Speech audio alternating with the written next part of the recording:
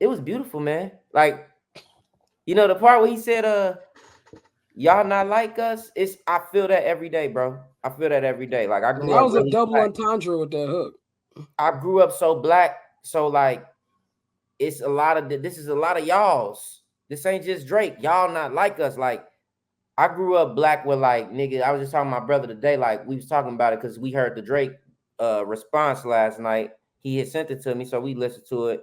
And I'm just like, bro, we grew up where we was doing marches and we was doing shit that niggas did in the 60s, in the 90s, nigga. Like we grew up doing marches, nigga. Like with real motherfucking black leaders. So it's like it's hard for me to go against that. And y'all got a nigga out here who talk a certain way and then rap a whole different way. I can't really. I always felt a little cringy when I heard this nigga do that shit. But it was like, you know, hits is hits. Girls like hits. My girl a Drake fan. She been in the room throwing darts at a motherfucking dreadlock for like 4-5 days straight, nigga. Fucking Kendrick Lamar. She even came out the room once out of this whole time. And she says to me, can we just accept that Drake lost? He's not a better rapper, and it's okay. Why you want to keep responding? And I said, but they never learn, man. No, what they say out west, on the West Coast, nigga, he gotta come take this DP. He got to. He gotta come take this DP. He gotta get that whipping on them feet. You gotta get them feet whippings. You know what I'm saying? Like, hey, I felt like it's a lot of deeper conversations that came about this shit that we could address, even like how Vlad got True up. Like it was just like a lot of different conversations where Muggs had to understand by Bomani Jones. That's a random interaction. Bro, and then the whole thing is he was trying to call out a woman who is related to Rodney Jerkins. Like, bro, this is Rodney Jerkins' cousin. She got way more say in this shit than you do. Like, my nigga. Yeah. Yeah, it's one of the things like see, everybody always talk about how like people are tribal and like, you know, black people not a monolith. But if you gonna say that, you can't get mad when the niggas that have similar experiences protect those experiences. And we sitting here and we telling you, nah, that's not how we get down. Like, especially now because so much of our culture has become mainstream culture. And like those gatekeepers aren't there. And so you got people who are just monetizing the shit. And you know, it's nobody there that's saying, wait a minute, like some things we need to protect and like just keep to ourselves. So no, I feel you 100%, G. Speaking of culture, yeah, Orlando, it sounds wild. That's LA culture though. DP means discipline, not something else. Right? It's not you freaky motherfucker. You freaky. Hey, you up? Freaky ass nigga. He's funny as hell. Yeah, exactly. Like go over to Rosecrans and tell them, DP, wow, you gonna be driving, you gonna be running down that street, nigga. It's gonna be some problems. But I mean, this how I look at it, bro. Like I think the conversation that you were having, multiple conversations you were having on Twitter was, it's a black culture thing, but it's also an American culture thing. Yeah. And it's a black American culture thing. It ain't no black in America.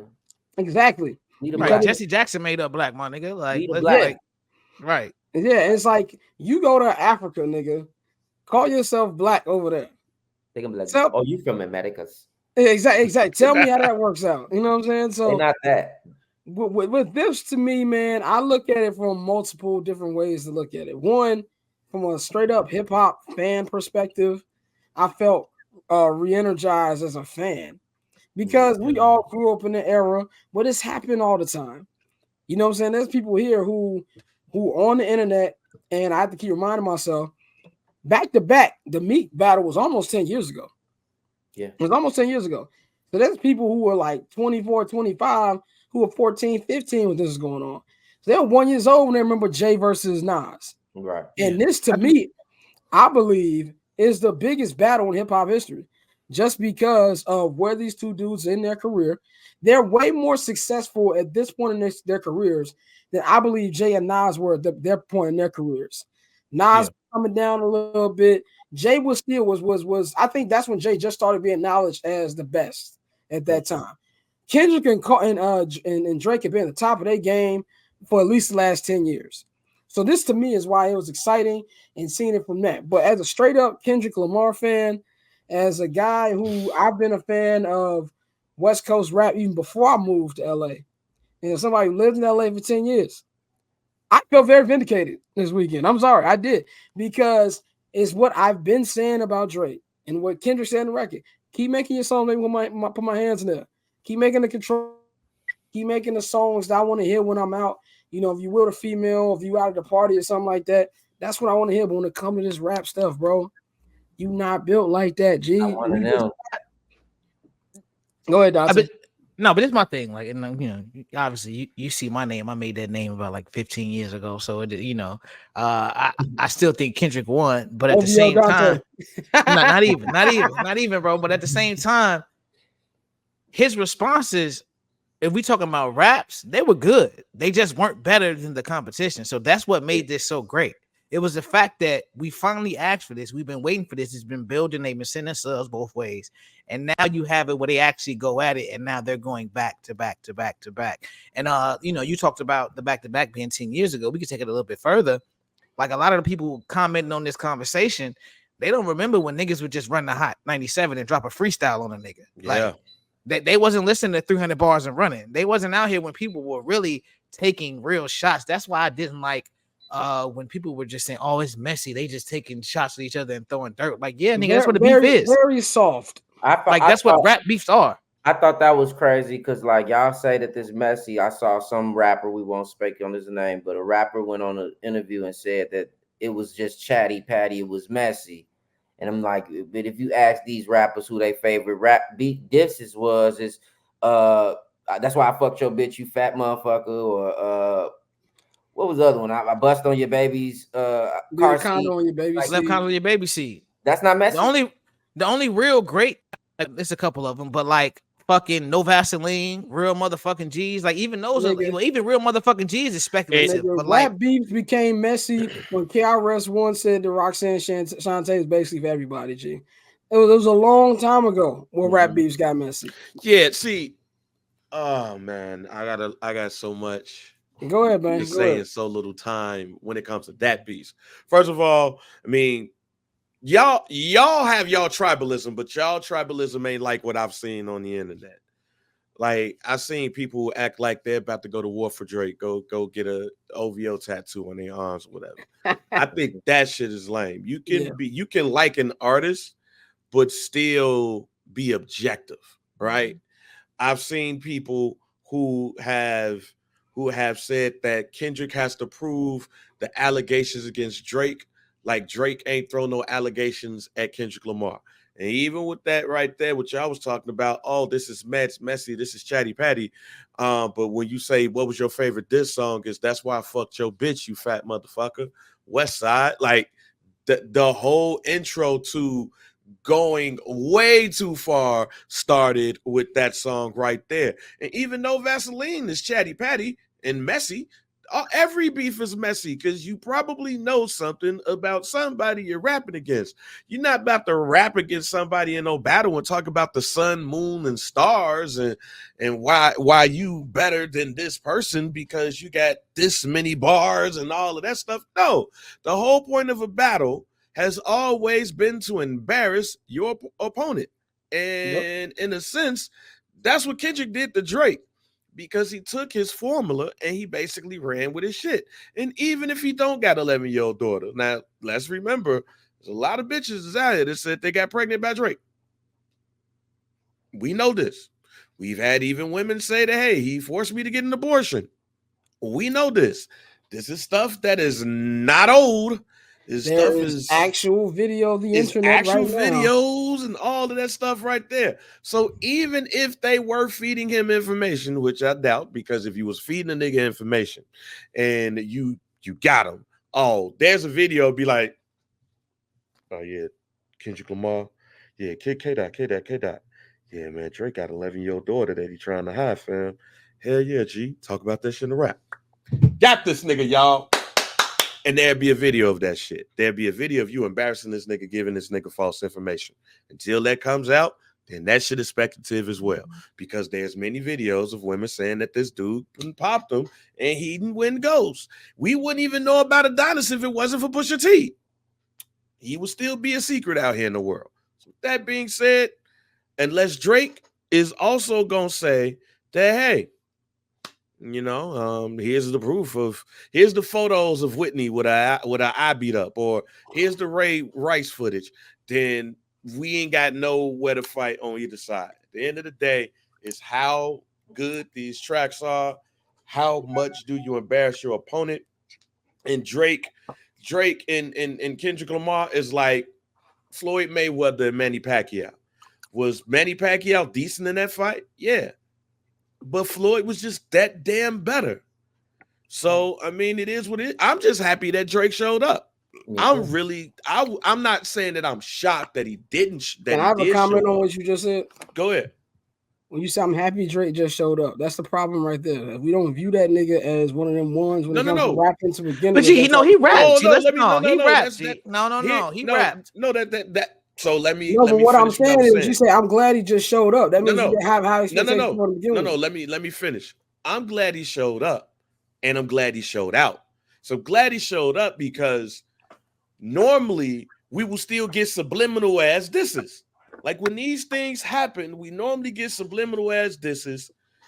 Like that pops out, it's more direct, and Drake came through. It wasn't subliminal and all of that stuff. I'm glad that the subliminal shit stopped and everybody came through and showed up. I thought Drake would handle himself well. To be honest, I thought Drake would win this because of popular opinion. We got a whole bunch of people out here that are OVO stands, and as soon as Drake put out something that's good for the clubs, everybody dancing and shit, then all of a sudden it's Drake won. You still got people to this day arguing that Drake beat Pusha T all because he gave it a bop. You got the back-to-back shit. Back-to-back is the most boppiest ass diss record of all time. Thought he was going to give us that shit. No. Kendrick said, no, I'm going to beat you at my game, your game, and everybody else that you've battled game as well. So, hey, it turned out to be good for the culture. And it looks like it's over with. And honestly, I'm glad it is because I'm tired. Because the only thing that I dislike that other people might love is that I just didn't like shit coming out so damn quickly. Give me some shit to digest, fam. I am on a boat working. And then next thing you know, I would come downstairs like, yo, let me go talk to the team. This out. Boom, got the whole boat rocking. And then another disc come out. Oh, shit, they ain't dropped again. Oh, shit, this nigga done dropped again? God damn, I'm trying to work. That's the only thing that I personally, because I was so busy already, that I didn't like. But other than that, man, hey, this was a great moment for him. That's what changed the fight to me because I feel like it was a close fight at first. I feel like if you want to use this in NBA terms, like that was like that wasn't even like a game yet. Like that was like I guess it's like that was like game one. You know what I'm saying? Like Kendrick was like, yo, I'm gonna go out here. I've been trying to do this for 10 years. Let me get it, buddy, real quick. And Drake came with it. Push-ups was hilarious. Push-ups, good diss. Came out with it, how you big step with a size 7 shoe on. Pipsqueak pipe down. These are funny things. Funny. Very funny. Over you, all of that. Yeah, Taylor, the Swift freestyle. I put it like this. I thought it was funny. There was a lot of problematic stuff in it, but I thought the idea was actually funny. But this is where the nigga lost the battle, and it had nothing to do with the rap. My opinion of Drake on the rap side hasn't changed much. And that's because, like I've been saying this for almost a decade, and I'm going to keep saying it. Meek Mill was a martyr to me.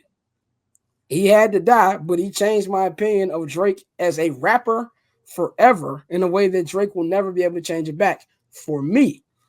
Everybody else can get over that. I can't get over reference tracks. Especially, we saw more reference tracks drop over these last 6 weeks of other joints he had where niggas like Yachty writing for him. The whole verse. Yeah, for me, I will never get over that, and I would just always look at him as an entertainer. So I do respect the fact that he didn't back down. He called names, and he went with it. But here's the difference when it comes to a nigga who's just on fire running a good 2-minute drill instead of a Bill Belichick type nigga. Now, the move here that won this for Kendrick puts out Euphoria, which to me is still the best thing out of all of this. Euphoria is everything like about Kendrick. It's good dissing, good music, everything. When Drake puts out Family Matters was supposed to be the red button that everybody been hyping up. Maul and all them niggas, all them OVO niggas. This is the red button. OVO Podcast Network. Yeah, OVO the Podcast OVO Network. Podcast Network. Everybody, this is the red button right here. It was a really good song. Third verse, some of Drake's best rapping. Period. But the best move, Kendrick, if Kendrick would even let that rock for a night, I think we have a different conversation here. If he even lets it rock for a night, I think we have a different conversation. But he doesn't even let it rock 60 minutes. And he drops up Meet the Grams, which is some of the most vile, sinister. This nigga's a psychopath. If there was anything I said, I don't learn anything. No, I learned from that. Kendrick ain't right in the head. I was like, that boy's crazy. That's what I got from that. That to me is what lost it. And then the next he follows up with Not Like Us. Now you got a banger that people love. And that's what brought it home for me. And Drake knew that because Drake wasn't prepared. If Drake really was throwing out false information, as soon as Meet the Grams comes out, here's this screenshot. Here's this voice conversation of me feeding you that wrong information. If you really gave him information about the 11-year-old daughter, why, when the song came out, you put out a picture of yourself in your Instagram story, well, hey, where's my 11-year-old daughter? And you call ACT. I give y'all $10,000 if you find my daughter. That don't sound like somebody who had that plan. It sounds like somebody with a strong NDA, my nigga. Right. Super strong. Cuba. That's what that sounds like to me. How that size 7? I ain't know a size 7 could put that on somebody's neck that long, that hard. No, size 7. Say, to Scott's point, like I really think Meet the Grams that kicked off that third quarter Golden State run where it was like, oh shit, because it's like Drake is always the guy who has the court of public opinion. Like it's always he gonna make a banger. And like you said, Family Matters is a really good song. Like fuck the bullshit. Like it's really good, all three parts, especially the end. But I mean, video good, everything. That body's 99% of rappers. 99% of rappers are done after Family Matters. But to me, that also proves the leak, because for him to answer you immediately with the response to everything you're saying, because obviously it took Drake longer because he had to shoot the video. So they found out he was shooting the video, got the song, and he had his response ready. But that literally stomped any moment. That's like when the coach called a timeout and like, all right, we finna go bust their ass. That stopped any momentum that Drake had. And for him to drop Like Us, beat him at his own game, like after you already beat him to the timestamp song, it was like, okay, no, he's really running laps around this nigga. And like, again, I'm a Drake fan, and I do think one thing that was really exposed to him, when we always talk about people who would just jump into colorism and all this other shit. No, the main point of a lot of this is the cultural disconnect. Because like you said, the Pac AI was a major miscalculation, because that's one legacy people don't play with. Like, he could have did the Snoop shit and tried to be funny, and you see that nigga, he posted it himself, so he probably could have got away with that. But when you bring Pac into it, that's a completely different level. Do you want to know my theory about that YN Melly lyric? I want to know if y'all agree with me on that. I don't think I've seen anybody talk about this. Somebody said he was talking about Snoop. That's my theory. My theory is nigga, keep it cute. Like, I saw you talking about the song. Like, that's my theory. Not knowing how crazy Kendrick is, that's just my theory. You see Top say, hey, now shit's been exposed, and we see how cats are. And shit. So we'll be dealing with that next. So that would not be a surprise to me. Mind you, there's been plenty of outlaw niggas over the years who say that over the past couple of years, Snoop been like throwing little sneak disses at Pac. So I mean, that's gonna be an interesting conversation. I just think at the end of the day, like y'all said, that it was a great trolling Kendrick did, but behind the bars, like you said, the timestamp joint, and not just that, but the first verse of it was just like Drake raps those songs. And then the second one, he was like, all right, let me stop playing with you, and I'm finna rap straight to you. But people are like, I've been seeing a lot of people ranking Meet the Grams low on the list of songs. I think Meet the Grams might be the most diabolical of all the songs. 100%. Just because he went Stan Eminem type of shit. I'm speaking from a perspective of y'all family therapists, and I'm gonna help you all through this mess, because this guy here, he clearly doesn't get it. He's not right in the head, and y'all need to stop supporting this shit. Adonis, you gonna listen to this song when you 18 and wondering why you an outcast because you look the way you look, and you gonna realize it's your daddy's fucking fault, my nigga. I think that song is clearly the best. Like, Euphoria is the best diss. But that song to me is the second best diss to me, because he dissed the whole family. And he broke them down, I feel like, to the point where they probably all called that nigga and was like, come on, dog.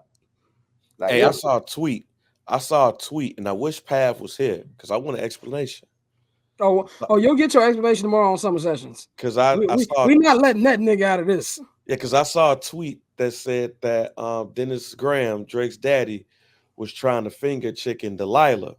I saw that. I saw that. Hold on, you don't even need Pav. You don't even need Pav for that. I can answer that question for you right now. I done been to enough LA night spots to know that Dennis Graham be out there wilding. I can say that much. He's a wild boy. I can wild. Hey, Jay Electronica, bro. Let me just say this, man. Because speak on it, brother. He drew this line in the sand that he was Team Drake, and it was really because he didn't really capitalize off the control shit. The control shit broke his heart. I got a problem with a nigga who I really respected.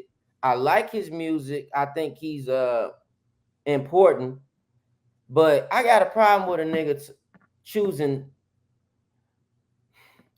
Drake's side. I'm gonna just say Drake's side. Y'all know what the fuck I'm saying. I know exactly what you're saying. We're not gonna say it, but we're gonna say it. With the people behind you on every performance, you got the shit dangling from your chest. You walk around with a bow tie. But I'm like, I should never expected no more from a nigga who dated a Rothschild. But it's just crazy to me how you doing this again. And then I'm supposed to, like a nigga who got so much anxiety so he won't even finish his record. But then you turn around and try to come at Kenny all because of a control verse. Like, I just felt like, man, a lot of niggas was picking sides in this shit who were not even OVO guys. They were people who really wish they was affiliated with OVO. Bro. You go to the next thing I want to talk about. And the reason why this was also why I'm happy it's over, the internet ruins everything. Yes. It's not just rap, it's everything. There was so many people on the timeline who were trying to act like they just this unbiased person. And I'm like, cut the bullshit, okay? I'm not saying you got to be on the front lines for these niggas. I don't think I was on the front line for nobody. I'm telling you what I thought. I thought Drake's disses were cool. They just not what this nigga was putting out there. You know what I'm saying? It just wasn't. And like to me, it was just for me, it was vindicating because when people say that he can rap like that's just asinine to me. If you want to say Drake makes better songs, whatever, fine. But to say that he's a better rapper, that's why this whole thing is funny. And reason why Drake lost, because I really feel like Drake in his heart don't look at Kendrick as a peer. No. He still looks at him as the little nigga who was on a Club Paradise tour 13 years ago. He's not that guy no more, bro. He's not. And I feel like if you'd have took Kendrick seriously, maybe this would be a different thing. And I don't think it has nothing to do with Kendrick hating his success. I think Kendrick just hates what he stands for. Like everything you represent about the game, I hate. Like Drake wants his cake and he needs to eat it too. He wants to be the biggest pop star and still be like the Jay-Z of this rap era and still have that credibility. You can't have both ways. Nope. Jay wasn't even a big pop star when he was number one. Nope. Jay's one of the few rappers who were able to be popular and be pop without a hit record. He didn't get his first hit record to that Alicia Keys joint. So that was a rare thing. So I feel like there's a lot of people who, you know, everybody say, well, you already picked a winner because you're a Kendrick fan. Drake fans did the same thing. That's how you know Drake lost. Because if Drake won, we wouldn't be hearing this pick a side stuff. It would just be like, oh, we told y'all Pimp Butterfly trash. Yeah. Y'all didn't listen to Mr. Morale. Y'all don't be listening to this nigga's music because if you did, the stuff that he says wouldn't make any sense. And still don't like Damn. I still don't like Damn. That's fine. Damn. That's fine. You know, we all wrong about stuff. That's cool. Hey, I'm sorry, I don't mean to. No, I just want to say this real quick.